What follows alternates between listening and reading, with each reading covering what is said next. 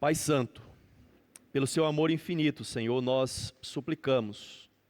Pelo teu amor demonstrado em Cristo Jesus, nós imploramos. Que o Senhor nos instrua através da tua palavra. Que o Senhor nos revele mais e mais a Cristo Jesus. Que venhamos a conhecê-lo. Que venhamos a amá-lo mais e mais. E que ao amá-lo venhamos nos apegar somente a Ele, conforme revelado na tua palavra, Senhor. Por isso, abençoe nesse momento a nossa meditação, a nossa reflexão, e que o Senhor fale a nós com a autoridade da tua palavra, Senhor, em Cristo Jesus. Amém. Os irmãos podem se assentar. Amados, nós chegamos ao capítulo 11 do primeiro livro de Reis. Então hoje nós vamos meditar em 1 Reis, capítulo 11, do versículo 1 ao 10º. 1 Reis, capítulo 11, do versículo 1 ao 10º.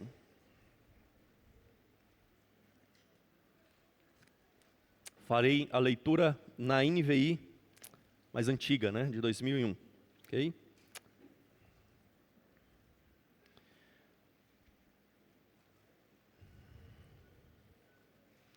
Diz assim a palavra do Senhor.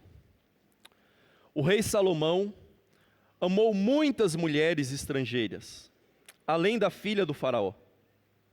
Eram mulheres moabitas, amonitas, edomitas, sidônias e hititas.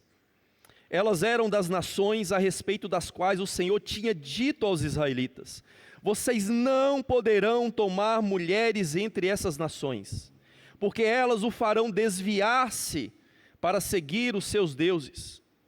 No entanto, Salomão apegou-se amorosamente a elas. Casou-se com 700 princesas e 300 concubinas. E as suas mulheres o levaram a desviar-se. À medida que Salomão foi envelhecendo, suas mulheres o induziram a voltar-se para outros deuses. E o seu coração já não era totalmente dedicado ao Senhor, o seu Deus, como fora o coração do seu pai Davi. Ele seguiu a Astarote, a deusa dos sidônios, e Moloque, o repugnante deus dos amonitas. Desta forma, Salomão fez o que o Senhor reprova. Não seguiu completamente o Senhor como o seu pai Davi. No monte que fica a leste de Jerusalém, Salomão construiu um altar para Camus, o repugnante deus de Moabe, e para Moloque, o repugnante deus dos amonitas. Também fez altares para os deuses de todas as suas outras mulheres estrangeiras, que queimavam incenso e ofereciam sacrifícios a eles. O Senhor irou-se contra Salomão por ter se desviado do Senhor, o Deus de Israel, que lhe havia aparecido 2 vezes, embora ele tivesse proibido Salomão de seguir outros deuses. Salomão não lhe obedeceu. Meus irmãos, Agostinho de Hipona foi um grande cristão, um grande teólogo e um magnífico escritor. E na sua obra clássica, Cidade de Deus, ele descreve 2 amores, 2 tipos diferentes de amores. E ele contrasta então o amor terreno e centrado em si mesmo, centrado no amor próprio e nas coisas temporais, com o amor celestial, o amor a Deus e centrado nas coisas eternas. E Agostinho então argumenta no seu livro que o amor eterno, o amor terreno, pode levar à corrupção e ao pecado, enquanto que somente o amor celestial é redentor e conduz à salvação.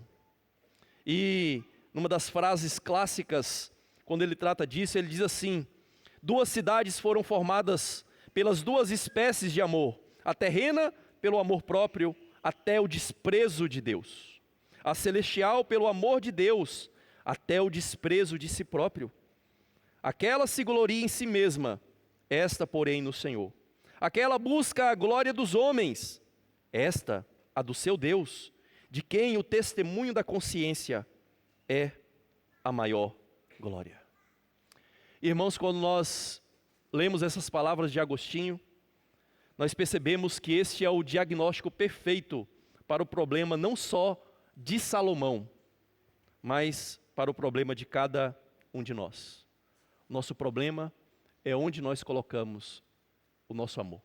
Qual é o nosso amor? Que tipo de amor tem governado a nossa vida? Quais afetos governam a nossa vida? Os afetos pelo Senhor? Os afetos distorcidos pela criação do Senhor? E hoje nós vamos pensar sobre quero um amor maior. Quero um amor maior. Nós ouvimos em músicas, né? As pessoas cantando que querem um amor maior. E muitos buscam esse amor maior onde não há o verdadeiro amor. Mas nós sabemos que nós devemos buscar um amor maior, onde ele de fato pode ser encontrado. E quando nós lemos esse texto aqui, irmãos, é importante nós percebermos que ele forma como que uma espécie de inclusio.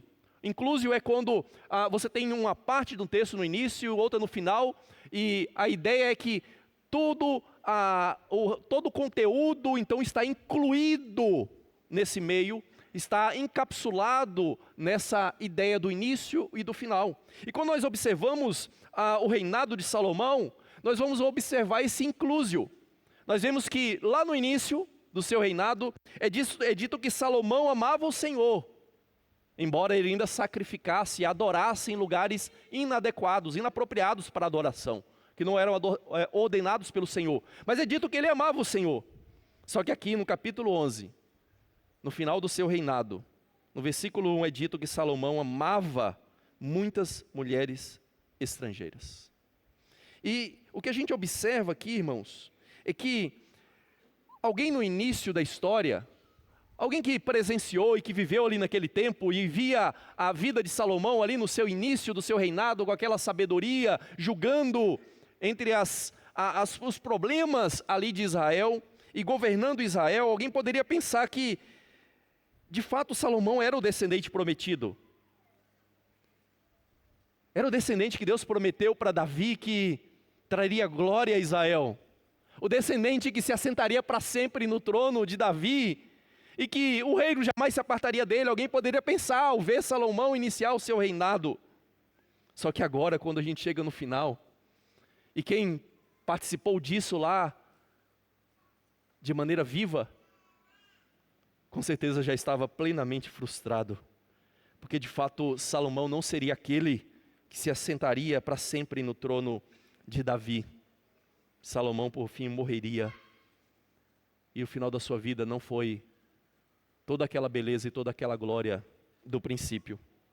E o texto também, irmãos, é importante a gente observar, ele contrasta, pelo menos 2 vezes de maneira explícita, a infidelidade de Salomão com a fidelidade de Davi. E o narrador quer fazer isso. Ele quer mostrar como Salomão não seguiu os passos do seu pai Davi. Veja que a questão aqui não é moral, não é de comportamento moral. Veja que Davi pecou gravemente contra o Senhor. Mas Davi não cometeu adultério espiritual ou seguiu outros deuses, como Salomão fez. E o autor destaca isso como que Salomão não seguiu a Davi, não foi fiel a Davi. E a primeira coisa, então, irmãos, que a gente pode observar a respeito disso aqui no texto, para nossa reflexão e ensino, é que primeiro nós vemos como que um coração idólatra rebela-se contra o Senhor. Como que amores idólatras nos levam à rebelião contra o Senhor. Como que afetos desordenados na nossa vida sempre vão nos levar à desobediência àquilo que o Senhor nos ensina. Isso é muito claro no texto. Veja que Deus proibiu explicitamente casamento com pagãos de outras nações. Deus proibiu. E estava claro na lei. Estava claro em vários livros da lei. Mas o que Salomão fez? Ele simplesmente desobedeceu. Deuteronômio 7 deixa bem claro que eles não deveriam se unir em casamento com pessoas das nações. E é citado 7 nações ali de maneira exemplar. E quando a gente observa o texto aqui de 1 Reis 11, a gente vai ver que as nações que são citadas lá em Deuteronômio 7 não são as mesmas que aparecem aqui, mas elas aparecem em outros textos, como Deuteronômio 23, e há listas diferentes dessas nações que Deus amaldiçoou, que Deus não quer que o povo tenha relacionamento com elas. E Salomão, ao observar isso, quem sabe, né? Ele tenha pensado assim, ou racionalizado de forma legalista. Ah, tá, mas essas nações aqui não foram proibidas. Ah, então essa aqui pode, né? Às vezes a gente não faz isso. Quando uma coisa não está explícita no texto, a gente fala, não, isso eu posso fazer, porque não está escrito em lugar nenhum que eu não posso. Só que é só assim que a gente deve ler a Escritura. Foi assim que Jesus mesmo ensinou a gente a ler a Escritura, somente com base na sua letra literal, e não com base no seu princípio, aquilo que está por trás daquilo. Qual era a intenção, o propósito do Senhor? Quando Deus estipula essas nações e coloca elas aqui no texto, por exemplo, Deuteronômio 7, não é para ser exaustivo e citar todas as nações que iriam existir ou existiam naquela época, mas para colocar como exemplo. Tanto é que há textos que colocam outras nações, mas talvez Salomão tenha racionalizado e dito que, não, a lei não estava proibindo aquelas nações. Ou quem sabe, ele se rebelou de maneira descarada contra o que ele sabia que era errado. E de fato, irmãos, muitas vezes é o que nós fazemos, nós racionalizamos. Só que muitas outras vezes, nós agimos de maneira descarada, e nós nos rebelamos contra uma ordem explícita das Escrituras, sabendo que é errado. E se você observar bem o texto, o narrador inspirado, ele deixa claro que foi uma desobediência evidente à ordem de Deus. Foi uma desobediência explícita de Salomão. Era errado, ele sabia, e ele se rebelou, e ele desobedeceu ao Senhor. Veja, o verso 2 diz isso, o verso 6 diz isso, o verso 10 diz isso. Ele não deveria ter feito, mas ele fez. Agora, por que Deus proibia isso, irmãos? Por que Deus proibiu que o seu povo se relacionasse, fizesse aliança, se casasse com pessoas das outras nações? O motivo, irmãos, não é xenofóbico ou racial, como alguns podem acusar a Deus e a Escritura Sagrada. O motivo claro de Deus, quando a gente vê nesses textos, é que o povo de Deus é um povo separado para Ele, e que o povo de Deus tem uma aliança com o Senhor, e o povo de Deus que tem aliança com o Senhor deve lealdade ao seu Senhor, deve ser fiel a Ele, deve servir somente a Ele.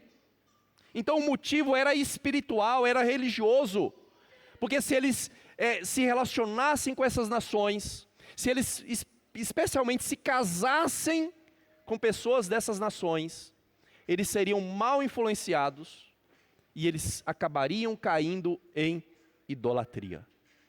Esse era o grande motivo de Deus. Não era, como eu disse, xenofóbico ou racial, era espiritual, era religioso. Eles não deveriam se colocar sob a influência dessas nações, ainda mais uma influência na própria cama, que dorme do seu lado todo dia, que come na mesma mesa todo dia, marido, mulher, o cônjuge, eles não deveriam fazer isso. E a gente, irmãos, não tem desculpa quando a gente desobedece. Inclusive, a Confissão de Fé de Westminster, no capítulo 24, no parágrafo 3º, ela cita explicitamente 1 Reis 11, além desses outros textos que nós mencionamos, Deuteronômio, etc. É dito lá assim, ó: a todos os que são capazes de dar um consentimento ajuizado, é lícito casar. Todo mundo que tem juízo, né, é lícito casar. E é desejável que seja, né? Aí ela diz assim: mas é dever dos cristãos casar somente no Senhor. Portanto, os que professam a verdadeira religião reformada não devem casar-se com infiéis, papistas ou outros idólatras, nem devem os piedosos prender-se desigualmente pelo jugo do casamento aos que são notoriamente ímpios em sua vida, ou que mantém heresias perniciosas. Então, veja que a confissão de fé de Westminster não entende que aquilo lá era só da lei de Moisés e agora não é válido. Até porque o apóstolo Paulo, em 1 Coríntios, ele vai dizer que nós devemos casar somente no Senhor, que a confissão de fé cita aqui também. Então isso permanece válido para o povo do Antigo Testamento, da Antiga Aliança, e para o povo da Nova Aliança, hoje em Cristo. E veja que alguns podem argumentar assim, mas pastor, tem pessoas na igreja que são mais ímpias do que alguns lá de fora. É verdade, é verdade. E você também não deveria casar com o de dentro que é ímpio. E é o que a confissão de fé de Westminster diz aqui. Além de dizer que os que têm a verdadeira religião reformada não devem se casar com infiéis, papistas ou outros idólatras, ele vai dizer assim, nem devem os piedosos prender-se desigualmente pelo jugo do casamento aos que são notoriamente ímpios. Se você vê que tem alguém ímpio na igreja, você não deve namorar. Você não deve casar-se com essa pessoa. Ou que mantém heresias perniciosas. Você conhece alguém na igreja que ele acalenta heresias, ensinos falsos, distorcidos? Você não deve também relacionar-se com essa pessoa. Você tem que se nivelar pelos melhores da igreja, não pelos piores. Isso não é desculpa para você buscar alguém lá de fora.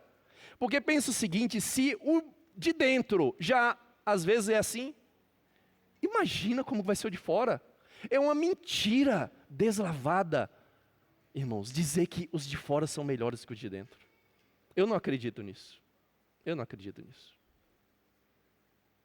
O que pode haver lá fora são moralistas, pessoas socialmente agradáveis. Mas é isso que o Senhor quer para você? Que você seja um moralista?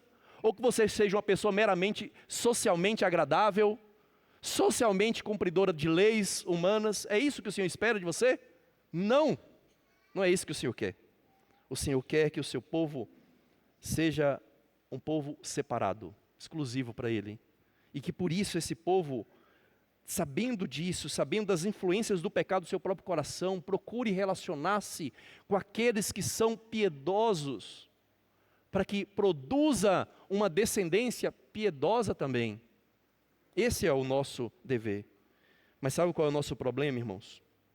O nosso problema é que nós fazemos uma dicotomia entre a nossa vida privada e a nossa vida religiosa ou espiritual. Ah não, mas eu venho à igreja, eu adoro, eu leio a Bíblia em casa, na igreja, continuo servindo ao Senhor.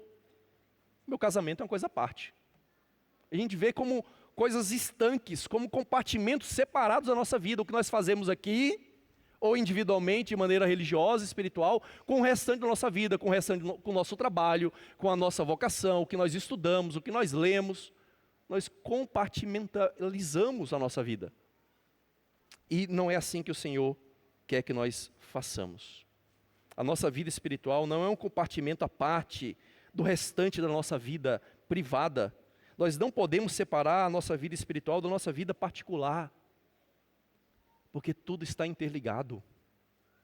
E só o fato de nós, rebeldemente, como Salomão fez, buscarmos relacionamentos fora do Senhor, já demonstra como a nossa vida espiritual está prejudicada, está distorcida, como nós não estamos enxergando corretamente, os nossos óculos não estão no grau certo.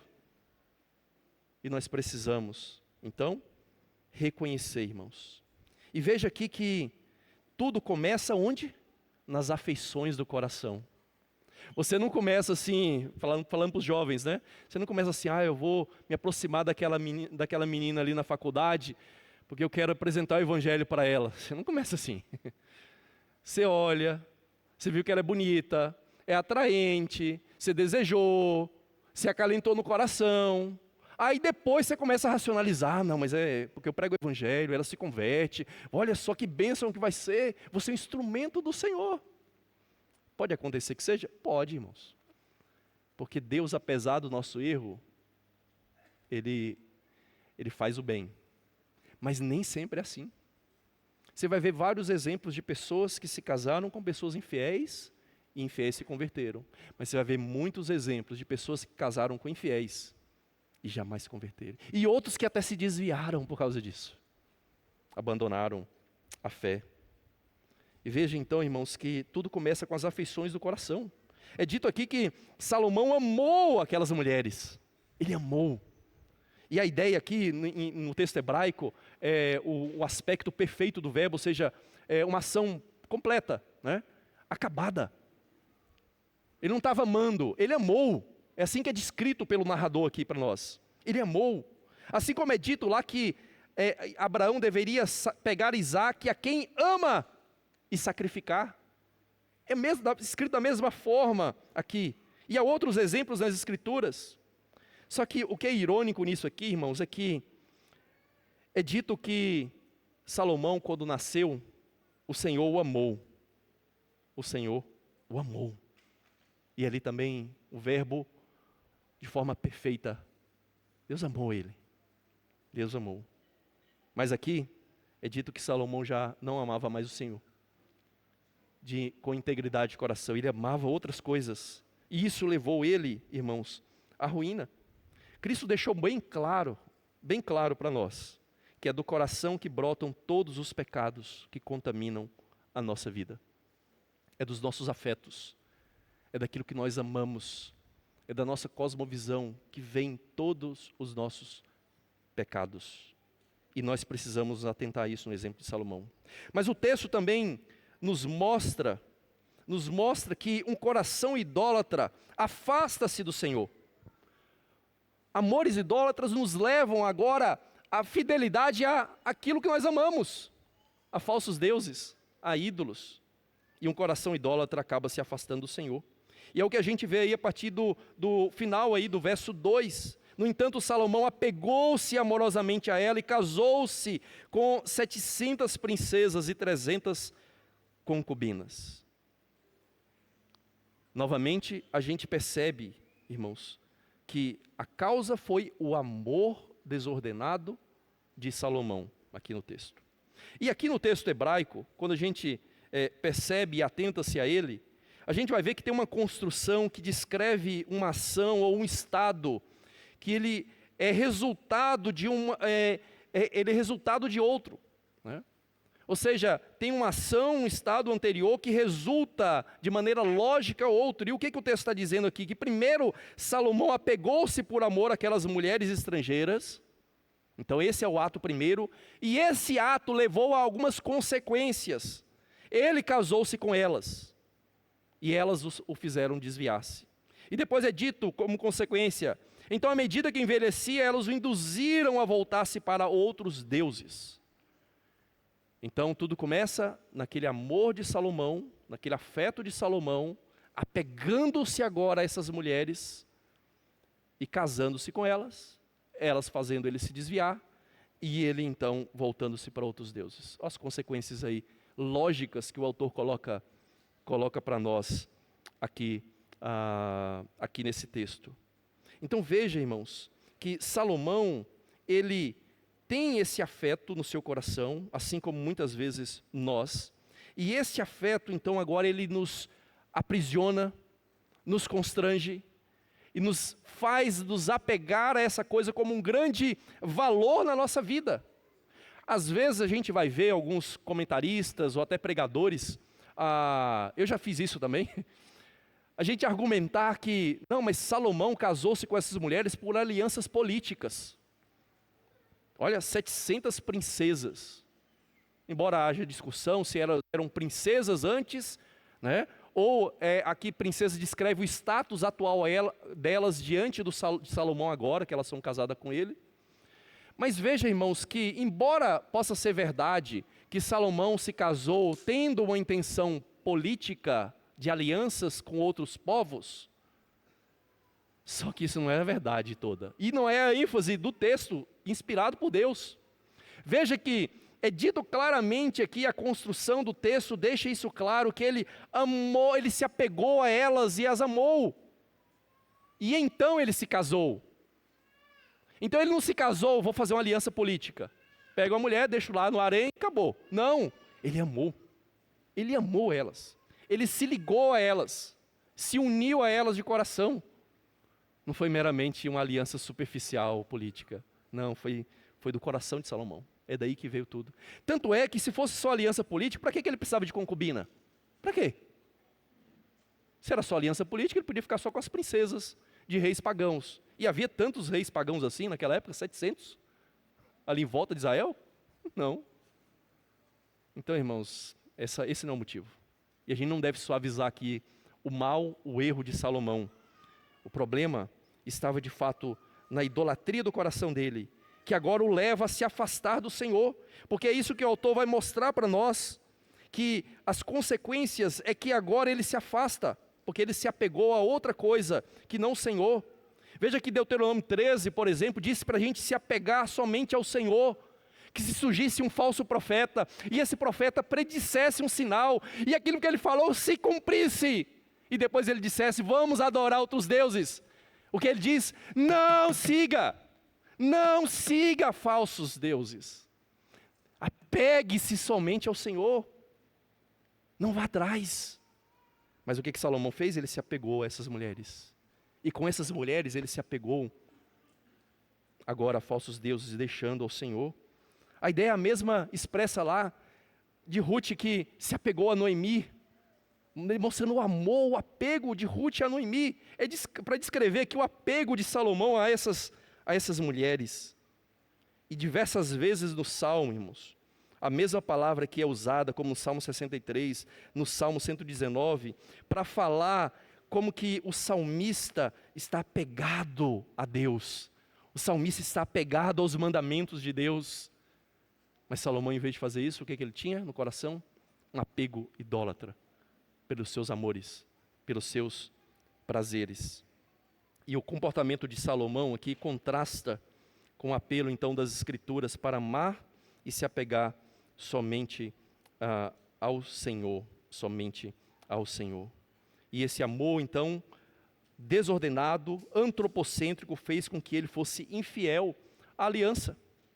Esse amor desordenado levou à rebeldia clara, explícita contra Deus.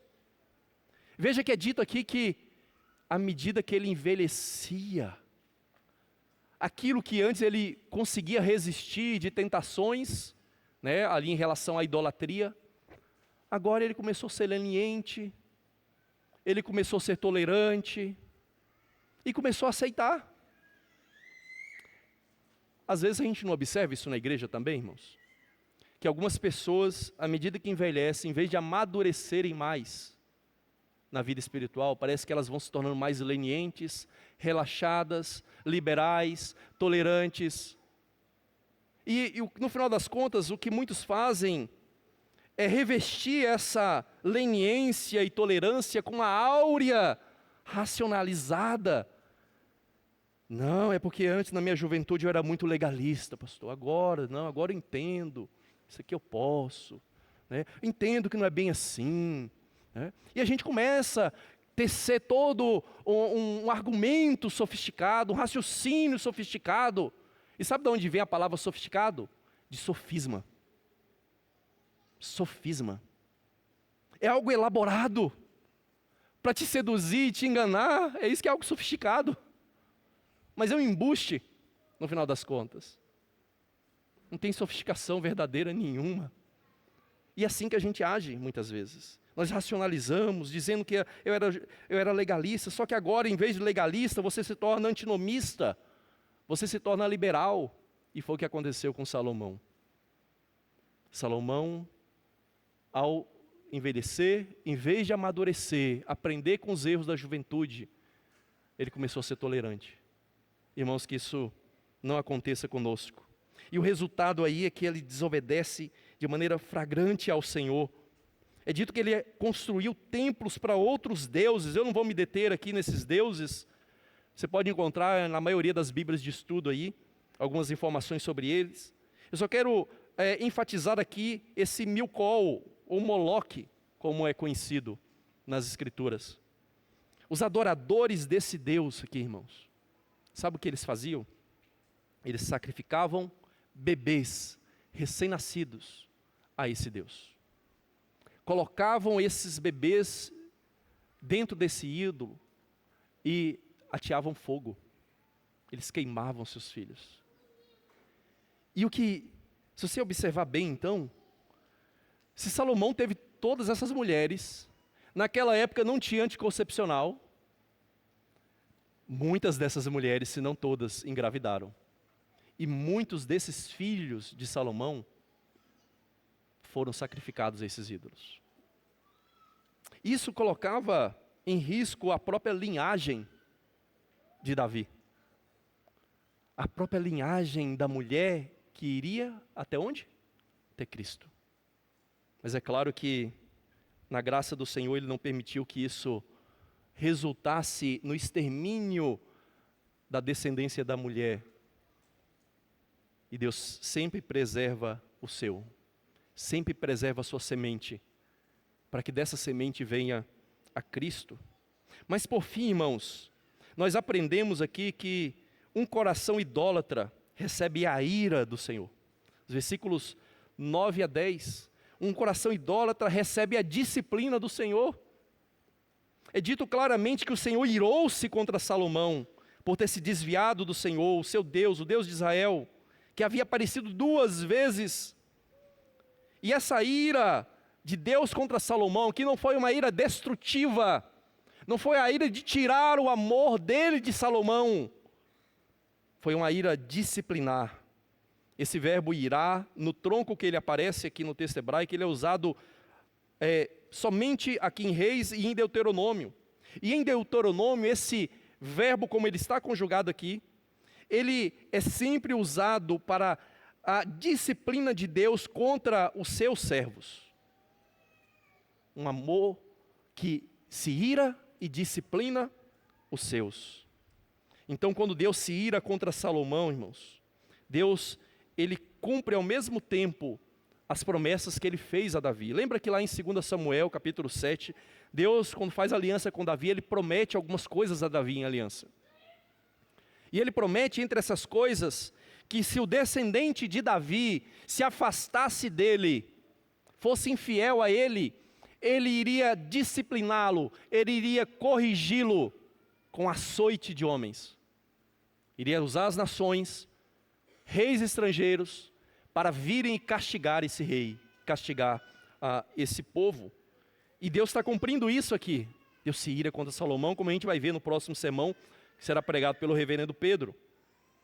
E ele então, também não retira esse amor, então, como ele fez com Saul. Lembra que Deus falou que o amor de Deus pelo descendente de Davi não seria apartado, como Deus fez com Saul? E que também o trono de Davi seria estabelecido para sempre. Deus não tira Salomão do reino, mas Deus vai discipliná-lo, Deus vai corrigi-lo, Deus vai te dividir esse reino a partir ali de um filho de Salomão. E se você observar bem, irmão, Salomão, ele tornou-se pior do que Saul, não é? Pior do que Saul. Porque Saul não cometeu idolatria. Saul não saiu para servir outros deuses, como fez aqui Salomão. Salomão, o texto vai dizer mais à frente que teria o reino rasgado dele, arrancado dele.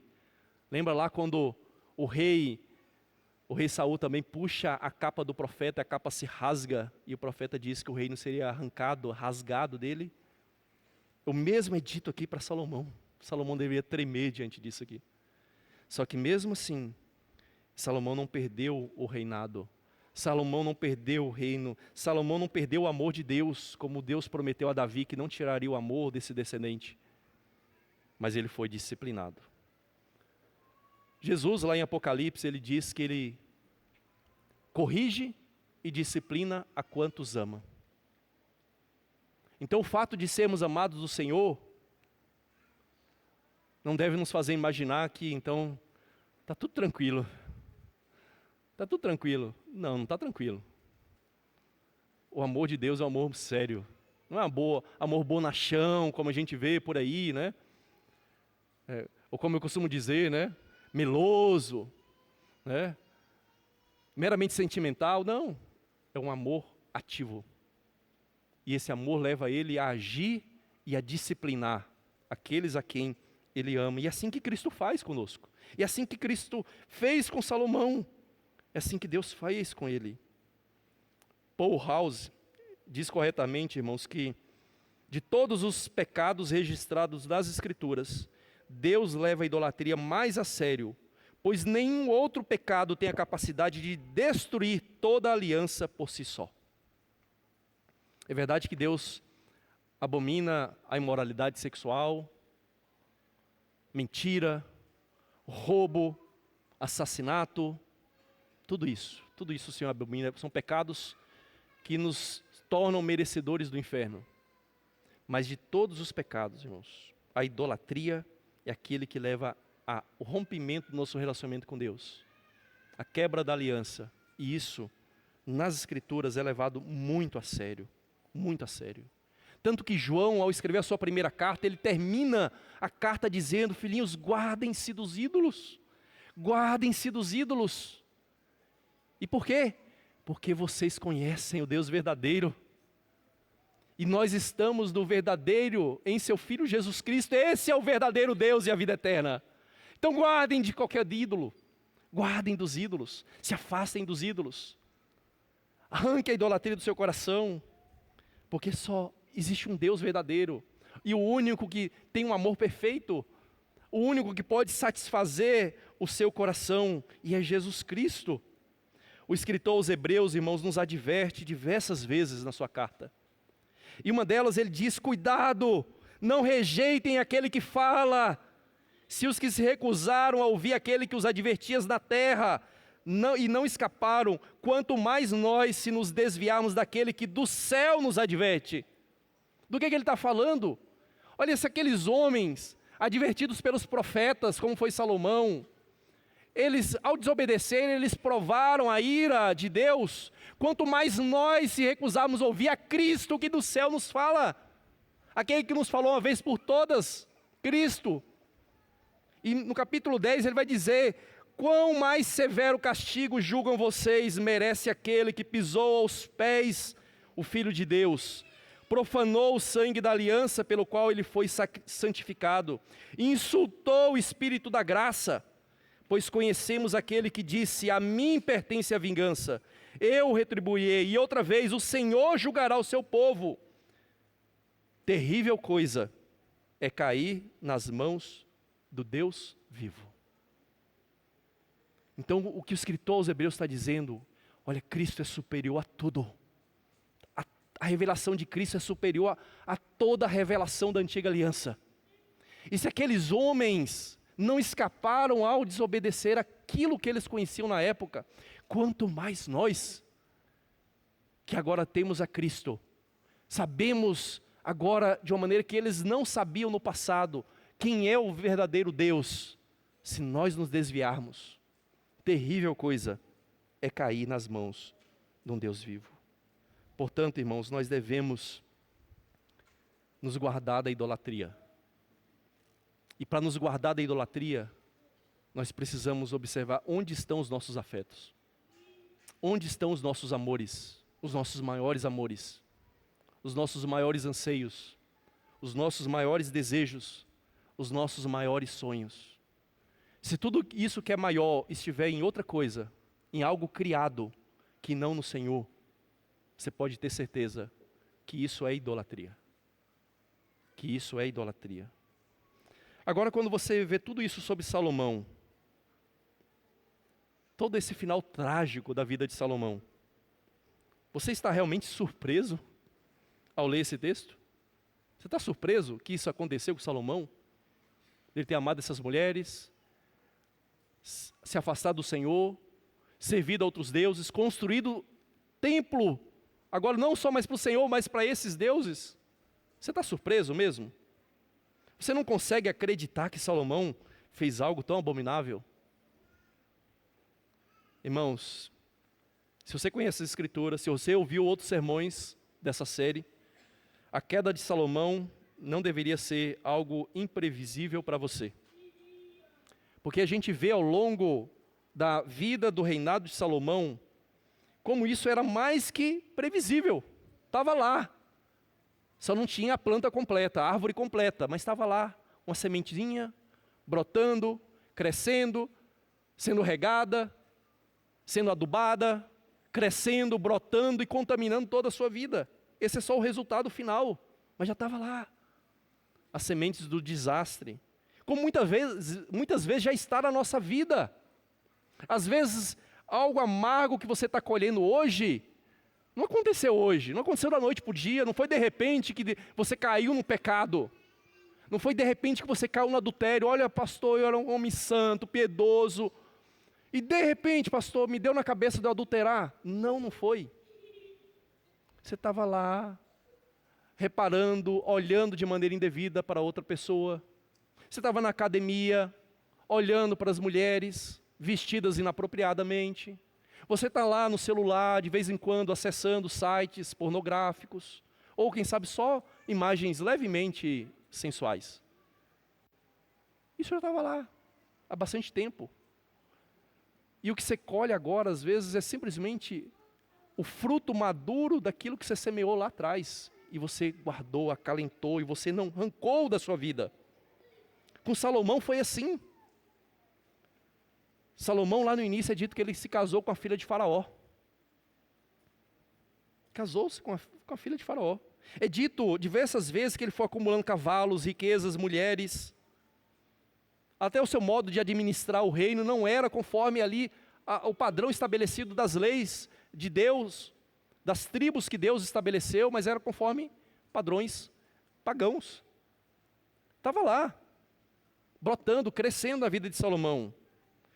Se você observar bem a história de Salomão, a queda dele começa muito antes dele assumir o reino. Porque se você observar, é dito que Roboão, filho de Salomão, com um amonita, ele começou a reinar com 41 anos de idade. Uá, se ele começou a reinar com 41 anos de idade, e Salomão reinou 40, significa que um ano antes de Salomão começar a reinar, esse filho, Roboão, já tinha nascido, de um amonita. Então é antes. Salomão já tinha isso no coração, já tinha esses amores, de amores por mulheres estrangeiras. E isso foi crescendo no seu coração, e foi tomando conta do seu coração. E aqui, irmãos, nós somos alertados para essa sutileza do pecado, para a tenacidade do pecado, como que o pecado nos enreda, nos prende, e vai nos seduzindo de tal forma, e nos cegando de tal forma, que então nós vemos completamente dominados por ele. E já que nós sabemos que o pecado é sutil, nós precisamos combatê-lo imediatamente. Aqueles chamados pequenos pecados que a gente vê dia a dia na nossa vida, a gente precisa arrancar logo. Não podemos deixar crescer, não podemos acalentar, não podemos domesticar, o pecado não se domestica. E o declínio de Salomão, então, foi causado por pecados acalentados, desde antes dele reinar, que foram crescendo, brotando no seu coração, e ele se afastou de Deus, caiu na idolatria, caiu na imoralidade, e resultou na sua queda, e graças a Deus resultou na sua disciplina, resultou na sua correção. Então, irmãos, a raiz do pecado está no coração. James Smith, ele diz que nós precisamos mais do que doutrinas corretas para crescer e amadurecer em Cristo. Precisamos mais do que doutrinas corretas. Veja, ele não está dizendo que você não precisa de doutrina correta. Nós precisamos de doutrina correta. Mas nós precisamos mais do que isso. O nosso problema não é que nós pensamos de forma errada, ou que nós não entendemos as coisas da maneira correta. A mudança não é determinada pelo simples fato de nós termos as informações, os dados corretos. E sabe por que não é, irmãos? Porque nós não somos simplesmente, como o Smith vai dizer, nós não somos, como diz a modernidade, meramente homo sapiens, né? Homens do pensamento, sábios, que conhecem as coisas. E ele vai dizer que nós somos homo litúrgicos, nós somos homens adoradores, nós somos homens feitos para adorar. E porque adoramos, nós queremos conhecer a Deus. Mas se nós não adoramos a Deus, não conhecemos o Deus verdadeiro, como a nossa essência é ser homolitúrgicos, nós acabamos procurando substitutos para o Deus verdadeiro. E nós descambamos na idolatria. E é por isso que Jesus disse que o Pai procura verdadeiros adoradores. Adoradores verdadeiros. Deus procura isso. Porque é isso que nós somos. Por essência, nós somos adoradores. Fomos criados por Deus e para Deus. Vivemos diante de Deus. E se nós não entendermos isso, nós vamos criar qualquer outro Deus para ocupar o lugar daquele que nós não conhecemos. Então, irmãos, nós não devemos orientar a nossa vida meramente por um sistema de crenças, mas pelos nossos afetos, os nossos desejos. Porque são eles que, no final das contas, nos dirigem. É porque nós temos afeição por uma pessoa, que muitas vezes a gente quer conhecer aquela pessoa, não é? Você viu o rapaz, você viu a moça, você não conhecia nada, mas você se afeiçoou, não foi? O que você fez depois? Você foi lá, né? Para conhecer. Nós amamos a Deus. E quando nós amamos a Deus, nós queremos conhecer Ele mais. Queremos aprofundar nesse conhecimento. E quanto mais nós conhecemos, mais nós queremos nos aprofundar nele. Porque nós amamos, porque temos um afeto, um apego pelo Senhor. E Agostinho mostrou, irmãos, como que nós herdamos esses amores desordenados dos nossos pais Adão e Eva. Então nós amamos as coisas erradas, ou nós amamos de forma errada as coisas que Deus nos dá. E em vez de amarmos a Deus de maneira fielmente, nós devotamos todas as nossas afeições a coisas sem valor, a coisas secundárias, a coisas que, por melhor que sejam boas, quando estão no lugar errado, se tornam um mal na nossa vida. E nós agimos como a figura da meretriz descrita nos profetas, e Osés faz isso muito bem. Veja como isso descreve bem a idolatria do nosso coração. Irei atrás dos meus amantes, que me darão comida, água, lã, linho, azeite e bebida. Não é isso que nós buscamos nos ídolos? Vamos atrás de ídolos. Comida, água, roupa, né? Lã, linho, comida, prazeres, azeite, bebida. É isso que a gente busca nos ídolos. Mas sabe onde é que a gente pode encontrar tudo isso verdadeiramente? Somente no Senhor. E de fato, irmãos, nós precisamos de um amor maior. Um amor maior que eu, um amor maior que você, um amor maior que tudo. E esse amor é uma pessoa, é Cristo. E se nós não encontrarmos essa pessoa e esse amor maior, todos os outros amores estão distorcidos, são amores desordenados, são como planetas fora de órbita, vagando ao esmo. E nós precisamos nos voltar para o Senhor. O que nós devemos fazer então diante de tudo isso? Reconhecer que o pecado nasce e cresce dentro do coração antes de no exterior. É ali que está o pecado primeiro. Depois ele se manifesta em frutos, se manifesta exteriormente, em atos e atitudes de pecado. E nós precisamos arrancar o pecado desde o início, pois se nós pouparmos o pecado, ele vai nos arruinar. E nós não podemos vencer o pecado, irmãos, por nós mesmos. Você já sabe disso. Você só pode vencer o pecado, eu só posso vencer o pecado em Cristo. É somente Ele que pagou a dívida do pecado.